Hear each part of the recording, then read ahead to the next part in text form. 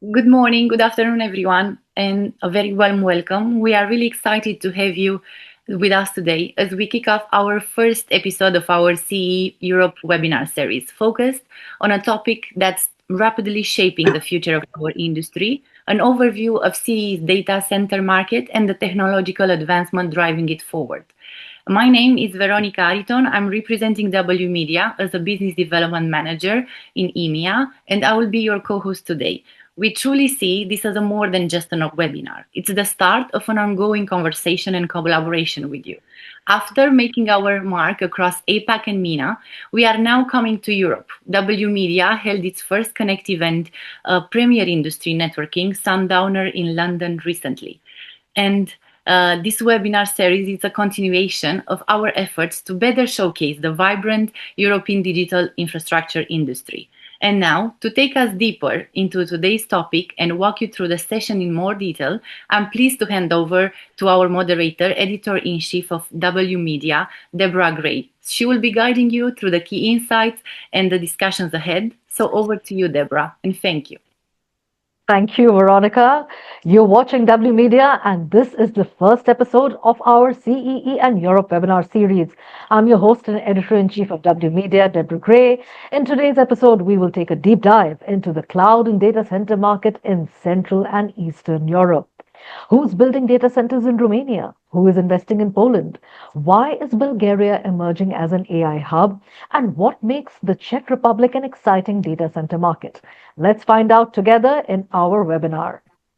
Joining us today are three very special guests: Scott Roots, Vice President and Director of Sales EMEA for DC Byte; Sorin Andone, MD NXDATA; and Romain, Tranchant, Founder and CEO, Stack District. Welcome to the webinar, gentlemen. Now, just to take our audience through what's going to happen today, we will begin with a keynote address by Scott Roots, after which we will have an exciting panel discussion where Sorin and Romain will also join us. And after that, we will open the floor for audience questions. We'd appreciate it if you could send us your questions in the Q&A section of the Zoom webinar, and we will curate a selection for our guests to answer. Please mention your name, designation, and organization along with your question, and also mention who you want to address the question to. You can send in your questions at any time during the webinar, and we will ask those questions at the end of the webinar. Now, without further ado, let's welcome our keynote speaker, Scott Roots, who leads commercial operations for DC Byte across the EMEA region, working closely with operators, investors, and suppliers to deliver strategic market intelligence across Europe, the Middle East, and Africa. With over 2 decades of experience in the data center industry, he brings a deep understanding of regional dynamics shaped by years of working in equipment sales and consultancy. Scott is a regular speaker and panel host at industry events across EMEA, known for his practical insights and clear perspective on market trends. Today, Scott will give us an overview of the Central and Eastern European data center market.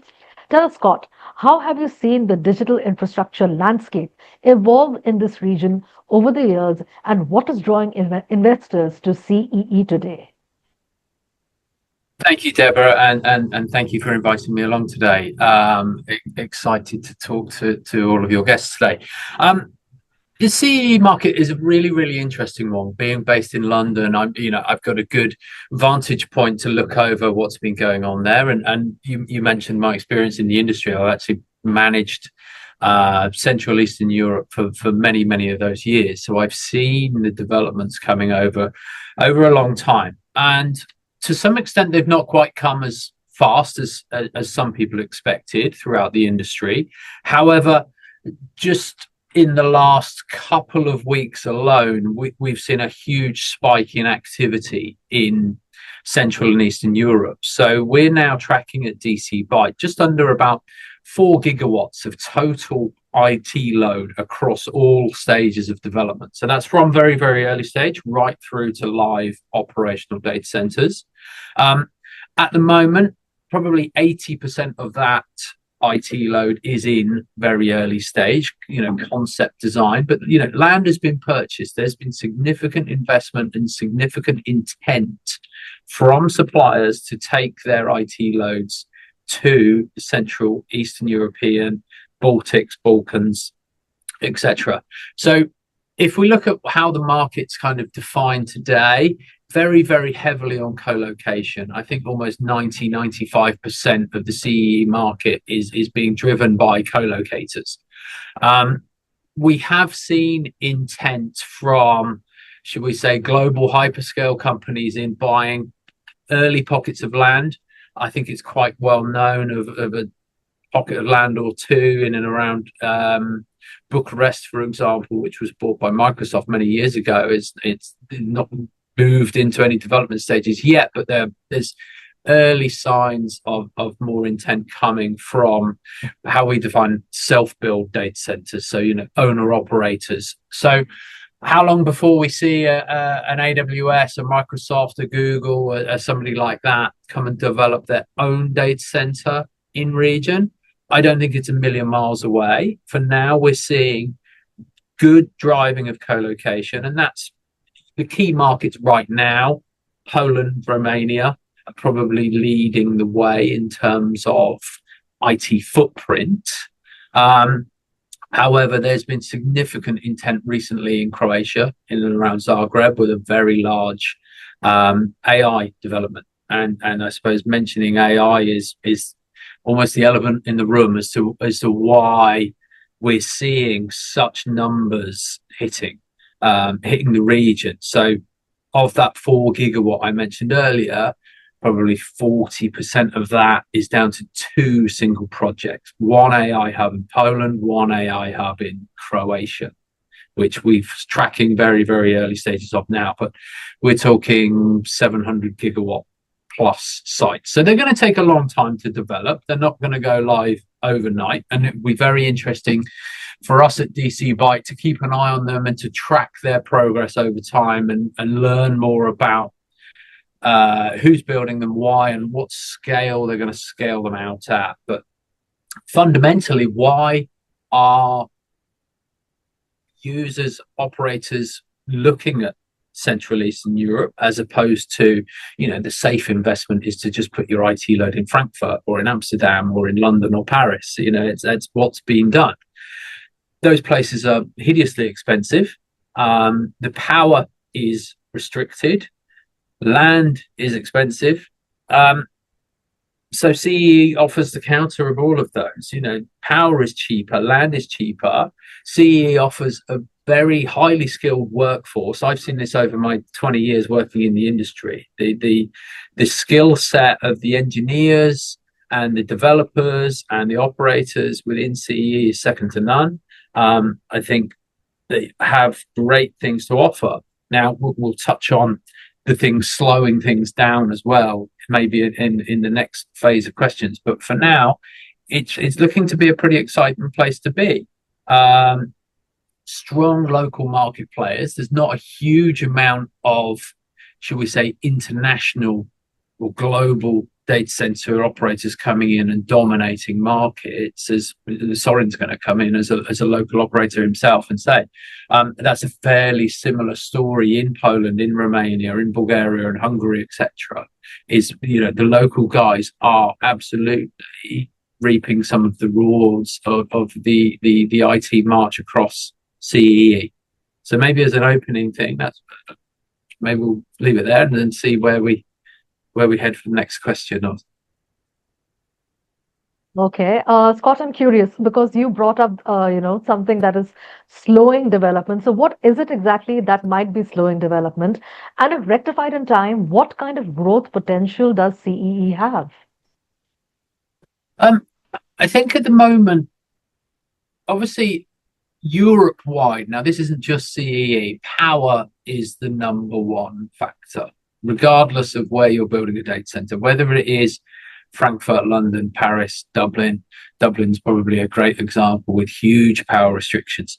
There is more power availability in CEE. Now, there's not an abundance of power, but there is more availability. There's much less congestion on the power grids in Eastern Europe as there is compared to Western or Northern Europe. However, some of the limiting factors which may be putting off Western investors, might be the energy mix itself. So if we pick on Poland as an example, it's still quite heavy on fossil fuels for their energy source. So organizations looking at sustainability, and I don't want to jump too deep into sustainability because we want to touch on that a little bit later, but that's an absolutely critical factor. But I think data sovereignty is a really interesting thing as well, and also proximity and safety of where your data center is. So, with recent news of what's going on in the Middle East, for example, there have been data centers caught in the crossfire of, shall we say, things out of their control. AWS or whomever's data centers were hit with drones in the UAE. So obviously, people want to have their IT in close proximity so they can manage it, keep operational, but also so they can connect with their local users. And we're seeing across CEE an increase in government use of clouds. So the Romanian government over the last few years have invested very heavily in their own IT infrastructure, and we're seeing that across the regions.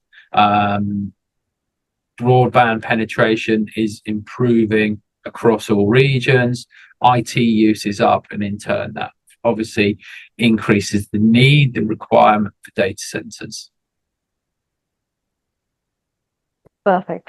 Thank you so much for that comprehensive overview, Scott. Now let's dive into our panel discussion. Joining us now are Sorin Andone, MD, NXDATA, and Romain, Tranchant, founder and CEO, Stack District. Welcome, gentlemen. I'm going to start with you, Sorin, as NXDATA has been an integral part of Romania's connectivity ecosystem. What is your assessment of the CEE's connectivity infrastructure? Hi, Deborah. Thanks for inviting to this nice webinar. Thanks, Scott, for introducing the broad view about the CEE. I'm saying here that the CEE connectivity infrastructure, it's becoming more and more less problematic as it was in the past. So. Speaking about Romania, but I think the same situation is valid all over the CEE. So the country has some of the fastest average internet speeds in Europe. This is a legacy of the unregulated competitive broadband built out in the 2000s. So for data center operation, that translates into carrier diversity. So like the whole infrastructure it's now built really well with established internet exchanges point, multiple tier 1 carriers. So I would say the infrastructure itself, it's becoming it's not a bottleneck like it was a decade ago. So we have submarine cables, some of them coming to the Black Sea. We have terrestrial routes coming from Poland, Czech Republic, connecting directly to Frankfurt. So this is reduced the latency towards Western European ISPs. I would say that low latency applications like real-time AI inference, it's probably milliseconds, where milliseconds counts would be not deployed so far away from Frankfurt. But for that segment, for some other segments, it's a good option. So I will say maybe the gap is here in ensuring the long haul fiber redundancy. Some of the terrestrial routes tend to be disconnected sometime because of the lack of the redundancy paths, or some of them are being not so easily secured. So the routes exist, but the diversity is probably thinner than between Frankfurt, Amsterdam, London. From an operator building a multi-site disaster recovery architecture, this might be a problem, but I think overall the connectivity it's pretty good. Okay, let me bring in Romain now. Romain, why do you think there's a shift away from centralized infrastructure? Morning, Deborah. Thanks very much for having me today. I'm going to try and answer from the point of view of Stag District. We support clients in getting access to data center colocation. That's what we do with small and big workloads. And it's been very interesting to see the change in, I would say, the ranking of the criteria that our customers are using for selecting where they want to put their workloads. When we talk about traditional IT infrastructure, connectivity was at the top. This is all that matters. Everything they want is be connected to the backbone, London, Frankfurt, Amsterdam, Paris, Dublin. That was literally at the top of the agenda. Even cost was not actually one of the primary factors for as long as the connectivity was there. Resiliency was actually one of the top metrics. What we tend to see now is power and density. That's literally all that matters. And we've got to look at unit economics of our clients to really understand what's going on. Today, there is a worldwide fight for cost per token. We can argue all day long what a token is, but there is a real drive for reducing what the cost per token is going to be. And so at the root of all this, we've got two mechanics for this. One is the cost of the hardware and the services, but most importantly, the cost of power. And so when we start looking at all this, I mean, being located in the UK, that certainly makes the UK very unappealing for launching very large workloads. But suddenly, the Eastern European countries are becoming a lot more interesting. The other thing is availability. When we start looking at larger workloads to 10, 20, 30, 40 megawatts of GPUs being deployed in those countries, people want it yesterday. They don't even want it today, they want it yesterday. And so there is a real drive for having available data centers being done today. And by the way, this is a major headache for everybody in the industry today.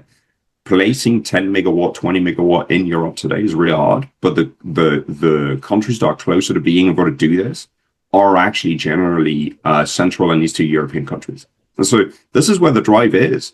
So the rest is a supply chain issue. Where can I build a data center as quickly, as economically viable as possible? And again, that points again to Central and Eastern European countries. There was many more things that comes into this. I'm pretty sure I'll have the time to talk about it later. But for me, that picture of where the client wants to go and what is their unit economics is one of the major drivers for the shift that we're seeing at the moment. Perfect. Let me bring Scott back in. Scott, where is the capital flowing? And is there a difference between the investment strategies across key CEE markets? Yeah, so it's an interesting one. And to touch on what Romain was talking about, really, then the investment strategies it's a really difficult position to be in right now. Let's take this from a co-location owner-operator viewpoint. Do you build first speculatively and spec out and spend 20 million euros in building a 20, 30, 40, 50 megawatt data center, assuming clients will come? Or do you buy some land and sit and wait for a Microsoft to come and take 20 meg, but then it's going to take you 2.5 years to build it?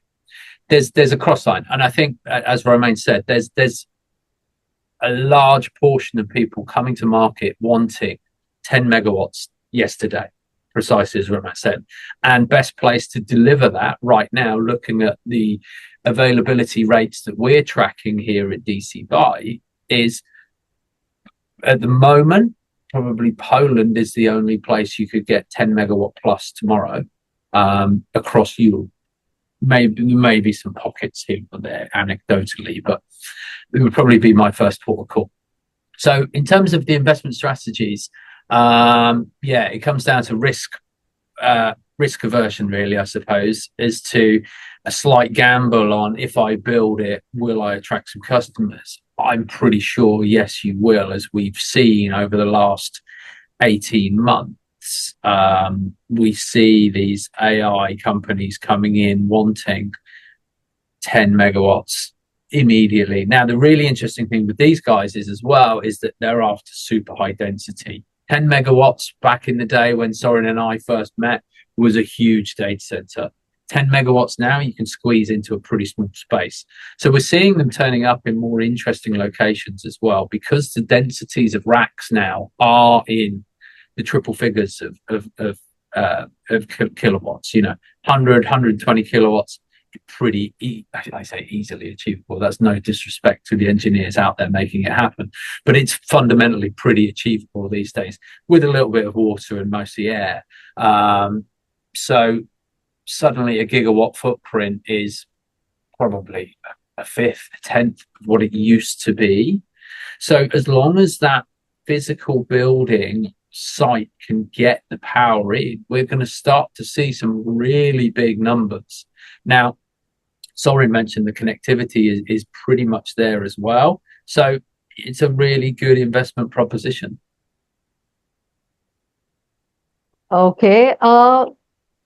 Coming back to both Sorin and Romain, gentlemen, in your opinion, why are hyperscalers and operators and investors increasingly looking to CEE as a growth market? What makes this so exciting?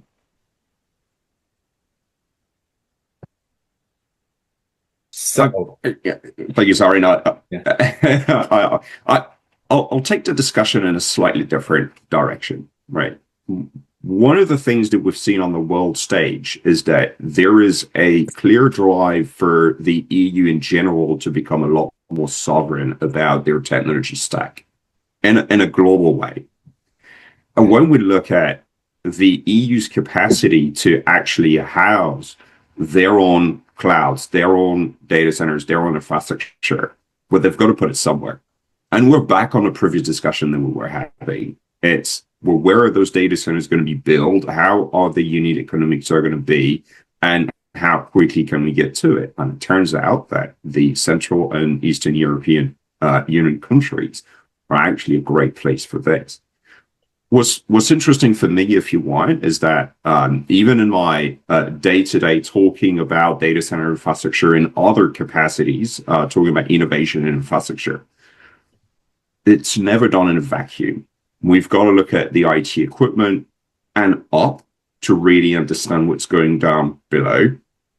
And again, we see a lot of needs from government bodies, municipalities, regional actors, more government-led actors that are now saying, I do not want my data to leave the country. I want to be able to pinpoint exactly where it's going to go. And so when we look at the maturity of the market in the Western countries in Europe, then the data center infrastructure is there, and there is capacity for them to continue growing. I know Scott is going to tell me not that much, and I agree with him. There is a much left on there, but the capacity in the Eastern European countries needs to grow to be able to get to a point where the government needs and the enterprise needs are actually met. And right now it's not there because they've been using other parts of infrastructure in other parts of Europe.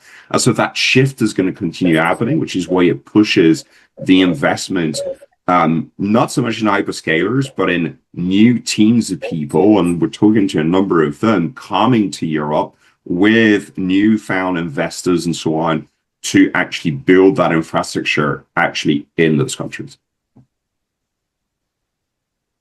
I see. Sorin, you want to add to that? Yeah, I'm fully agree with Romain about this. So there is this demand coming from the necessity of storing the data inside the country. It's obviously this is driving the demand in Europe, but still there is a gap between this policy of having all the infrastructure hosted inside the country, and also the fact that the cloud itself is still not sovereign. So there is a let's say a will of the IT, of the software, of the cloud operators from inside the Europe of developing these software platforms that will ensure the sovereignty in terms of the full stack coming from the. Obviously, the hardware cannot be done. There are many directions to be discussed in terms of having this sovereignty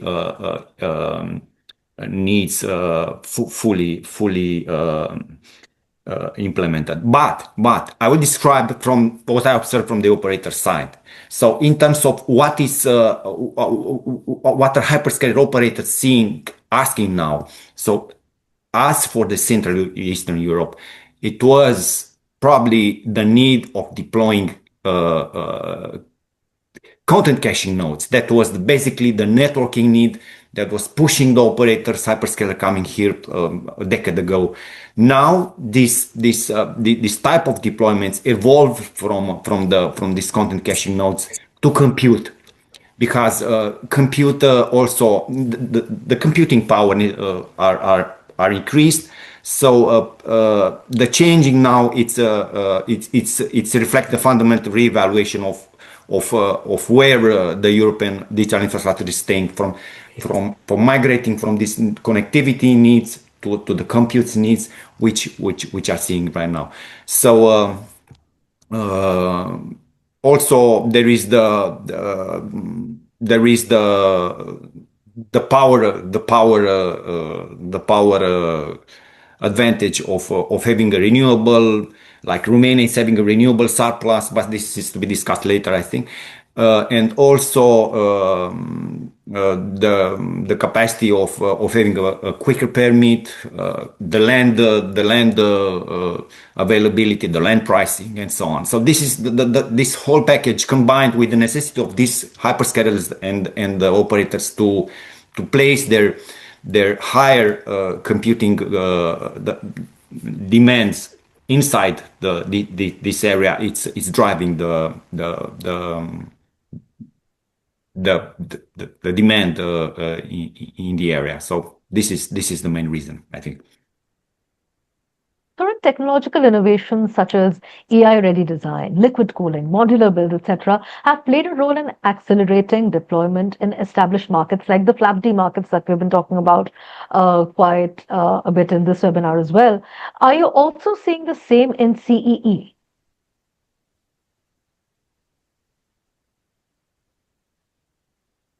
Yeah. So yeah, there is a demand coming from the AI, but it's very small scale. So mostly AI labs in AI labs which are seeking to deploy something in between 120 kilowatts footprints, small GPU, inference focused, early stage compute by standing up capacity close to the reuse base probably. So this type of client segment didn't exist years ago. So it's really starting to become relevant in the past few months, let's say. Also, the power density per rack, it's not the same. It's changed. What we've seen some years ago without observing the CEE is not client-led in traditional sense. Clients have not arrived with a wish list. What is happening right now, it's like more structural. So as deployments scale up, compliance framework are driving specification. They are looking to build a secure physical in terms of the physical security. The requests are changed also in terms of operators' request. Also, compliance frameworks are also changed. They are looking to let's say to have a more structured compliance request from the local operators like it was many years ago. If you don't mind me adding something on this. Yeah. The problem that we see with all the technologies like direct-to-chip, rear-door exchanges, and so on, is that there is a chicken and the egg situation going on, right? Operators cannot build past a certain point because only the technology that goes inside the rack dictates what they need to put. So the last well, it's not going to be the last mile, but the last cooling elements that goes inside the rack will be actually driven by the equipment that goes inside it. And so those technologies are getting deployed. They're not getting deployed at scale because on the other side of the equation, the likes of NVIDIA, AMD, and other suppliers will not release the equipment until they know that the data center is ready. So they're trying to control the market to avoid black markets being created and so on. And so suddenly we end up in situations where we see a lot of demands for a lot of data centers that are saying, can you put my equipment in a direct-to-chip cooling room? And we say, yeah, we can do it, but it's going to take about a year because CDUs have got an issue on delivery. And on the other side, the GPU manufacturers are saying, well, if it's going to take you a year, then your command or your order is going to be delayed by a year. And so it's like, how do we solve that, ongoing circle? And we see this a lot, right? We see this a lot happening. And so this is one of the reasons why we haven't seen the take up of those technologies take off as much as we thought. Is basically because the GPUs are not being released quick enough or early enough with the view that it will be used in six months to a year. Mm-hmm. Okay. Thanks for that, Romain. And now let's go back to that subject we have all been talking about, and let's take a deep dive into power, because we know that data centers, and particularly AI data centers, are power guzzlers. Given this, Romain, would you say power availability and cost are the primary decision drivers for deployment of infrastructure in this region? I mean, I wouldn't qualify that as primary. They are definitely somewhere at the top of the list, but there is so much that goes into building a data center in a given region. I said earlier that effectively power is now ranking towards the top for being able to build data centers anywhere because of the amount of power those GPU farms are actually taking. But in reality, between the location of the land, the safety of the land, the regulatory framework, the country stability, the risk that people are taking, the investment models, who's already in the country, how is it going to be operated? There's a number of things that goes into being able to build a data center. However, and I'll bring that, I'll sort of contradict a little bit my point. When we've got clients that comes to us for greenfield opportunities, brownfield opportunity on a many megawatt level, the first thing they look at, and literally this is what we put at the top of our list, is how much power and when. And that's their first filtering method. Once they've done this, then there is a very long list of equally important stuff, but it becomes a filtering method, right? So if they've got investors that would allow them to build let's say a 30 megawatt data center, then they go, okay, give me anything between 20 and 40 and with availability between 12 months and 24 months. Right. Now that we've defined that window, that eliminates a lot of the stuff that we don't want to see. And within the stuff that we want to see, let's start looking at all the rest. Is the permit in place? If it's not, how hard is it going to be to obtain? How much land is available so that we can know what sort of density we can do? Is the power coming from the grid? Is it coming from generators? Is it coming from turbines? Is there nearby green solar and wind farms? So for me, the power becomes a filtering mechanisms to avoid all the noise and stuff that they shouldn't be looking at. And then based on this, then they've got a long list of stuff that they're looking into. I'm glad you brought up renewables, because Scott, now I'd like to speak about sustainability, because there are huge concerns worldwide about it. In your opinion, how does CEE fare in offering renewable energy to data centers? Scott? It's a mixed bag in CEE today. If we look across all of the countries, some are good, some are pretty bad. Everybody is trying to improve and better themselves.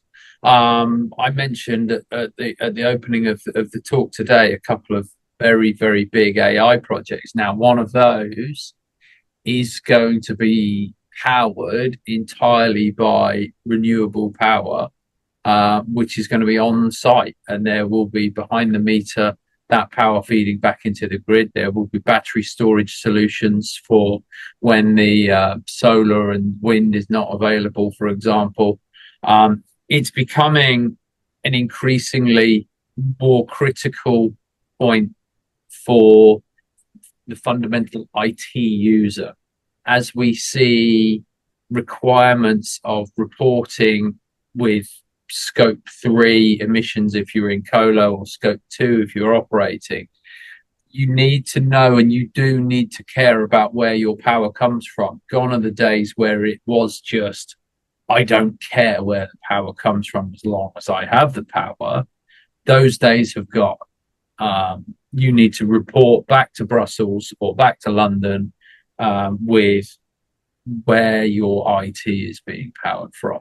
So absolutely, it's critical. As I say, it's a bit of a mixed bag across CEE. There's some really interesting, some fantastic innovations happening across all of the countries. I think Romania are doing some really good stuff right now on a kind of national level.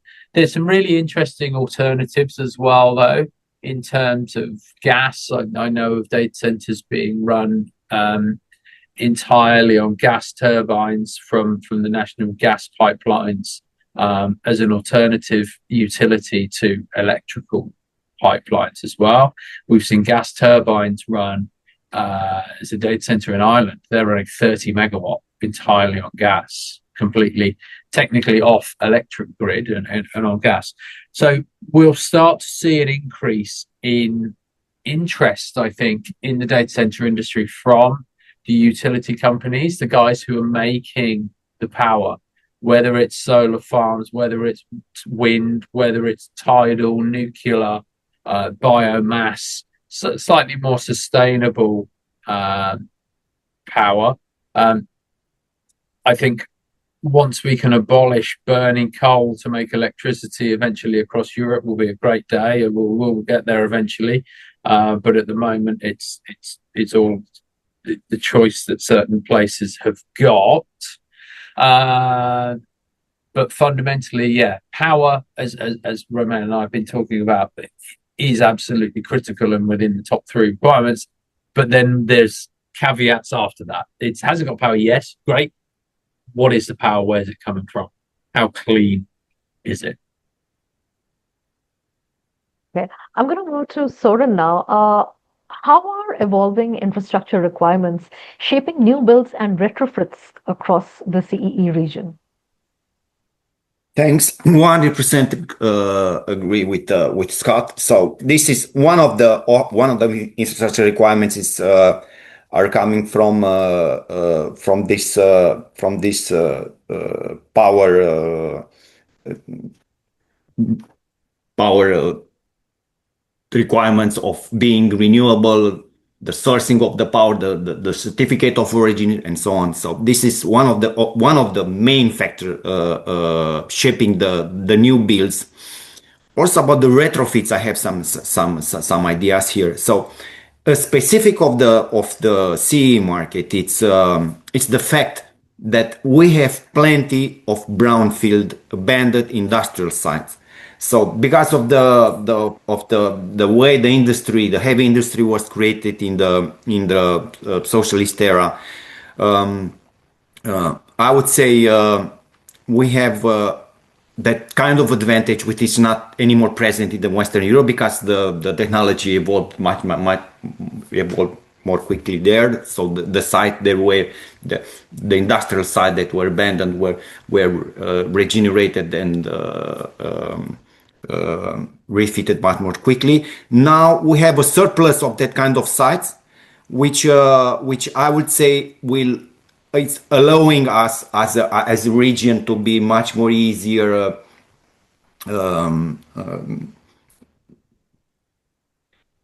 entering in the new type of AI sites, of high capacity power sites, like Like for example, the site that was built in Poland, or it's now announced on Bielski Biala, a former Fiat factory, which is having about 80, 90 megawatts of power, and it's planned to have 200 megawatts. So that kind of deployment, it's shaping the retrofitting of this brown field, which is obviously an advantage, I would say. On grid connection, I would say also like Scott was saying about the gas. Especially for Romania, we have that kind of advantage of having the gas capacity available much more than the rest of the Europe. I will emphasize this fact. And also the fact that renewable coming from the nuclear plants are available in some of the countries so in Europe, like in Romania, probably Bulgaria, the same. Okay. Okay. Romain, now I'd like to pick your brain on sovereign AI because you referred to data sovereignty a while back, and these are all interconnected issues, and especially given Europe's stringent standards pertaining to data sovereignty. Do you see any challenges in deployment of sovereign AI and cloud infrastructure across Central and Eastern where markets are still in their nascent stages? I think we're going to have to admit to one thing here. Whether you're in the CEE or you're in the flat market, building sovereign AI cloud, very few people know how to do it well, right? And so it's not a question of nascent markets in the CEE. It's a question of how is that going to work in practice? So we can put all the rules we want. The technology has got to work in a given way. The investments have got to be secured and come from like known sources. So there is a number of rules there. We've seen, and I've worked with one partner, for example, in Ireland that has been able to comply and do their own things. We're working with other partners that are coming in and doing it in Eastern Europe. But at the end of the day, it's not a CEE issue. This is a new regulations have come in. How do we adapt, right? And what do we need to do there?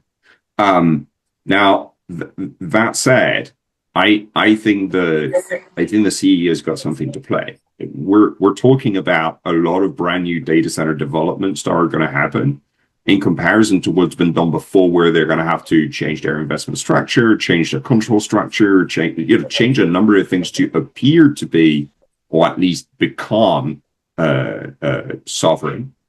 There is a way to do it right from the start, right? Which is, in my view, something that's going to become very useful. But no, this is simple. The European Union wants to have sovereign cloud. The countries themselves wants to have sovereign clouds. They're going to put their rules and regulations on top of it. People are going to have to adapt, just like they've done before. Okay. Well, that brings us to the end of the panel discussion. Now we are opening the floor for a live Q&A session. You've been sending us your questions in the Q&A box, and we have curated a selection for our guests. Our first question is from Pishapat Lampert. Which location will be the next destination for the data center industry? In the CEE, which are the markets that are attracting more attention than, say, some of the others? I'll field that one to start with. It's a tricky one. It depends who. But one thing we are seeing, one thing that I'm seeing is we are seeing a shift away from the capital cities. So I don't think it's going to be Warsaw or Bucharest or Sofia. It's going to be 100 miles out from there, close to a gas pipeline, close to a fiber backbone, something like that. At the moment, the biggest investments I'm seeing are in Poland and Croatia, but Romania is certainly there. Bulgaria, geographically, is a really, really interesting location. I know not technically CEE, but north of Greece, that connectivity that is going to bypass Western to Eastern, bypassing Ukraine, bypassing Russia. That kind of gateway we've got, we saw if you take things up into the sky, when the new Turkish airport opened, the Bulgarian air traffic quadrupled in size and space. And in fact, the Bulgarian air traffic had to build a new data center, which I was involved with for some time. Fundamentally, we're going to see the same shift, not aeroplanes, but we're going to see data. We're going to see fiber runs. So think geographically from Nordics down, from east to west, from Middle East across up to Frankfurt. So it's going to be a really interesting one. Can I pick one to bet on? Would be a really tricky one right now. I think where we're going to see the biggest increase over the next few years will probably be Romania, from where it is today, would be where my money's going. But there's lots of developments going on. I mean, I stated at the top of the hour, 40% of the region has been announced in the last 2 months. That's in Croatia and Poland. But the rest will catch up pretty quickly. I see. Our next question is about the growth of the edge data center industry.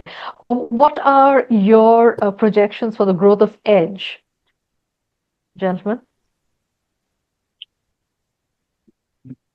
I'm not the edge term. It's evolved a lot in the past few years, so it's not. I'm not sure the question what is referring about the edge. The edge deployment was already seen in the past. I'm referring here to the caching needs around to the demands coming from the CDNs and stuff like that. This is what I personally understand from edge deployment. In terms of edge, it was. The demand was already satisfied. Let's say it was already there, yeah. At least as far as from the operator side. Okay. Based on what Scott's been saying. Another question. Sorry. So based on what Scott has been saying, if you want, is that we're seeing site move away from central geographical locations. I'm not sure we can call that edge. And actually, all of the use cases we see from AI at the moment, very few. Actually, sorry, Scott, I didn't say that you call that edge either. What we're typically seeing is that the AI requirements at the moment, pretty much none of them are mentioning latency. And that's such an interesting view. Anything on training needs very large networks, very large amount of data being transferred. Anything on the inference side, most of the requirements that we see do not even mention latency, so they can literally go anywhere, even though they're trying to be close to the populations. And it's more of an issue around the sovereignty of data, so it needs to be within the country, but then there is no real needs to be like in the last mile of fiber or anything like this. So the edge case, is exactly what Sorin has been saying, but it's been there for a while. I don't think we're going to see the growth in edge that we're expecting with AI, with having everything close to the population, and it's still going to cluster in some way, shape, or form. Okay. Our final question has to do with a little bit of crystal ball gazing. Say in 2030, when you look at the year 2030, which CEE data center market is going to surprise people the most?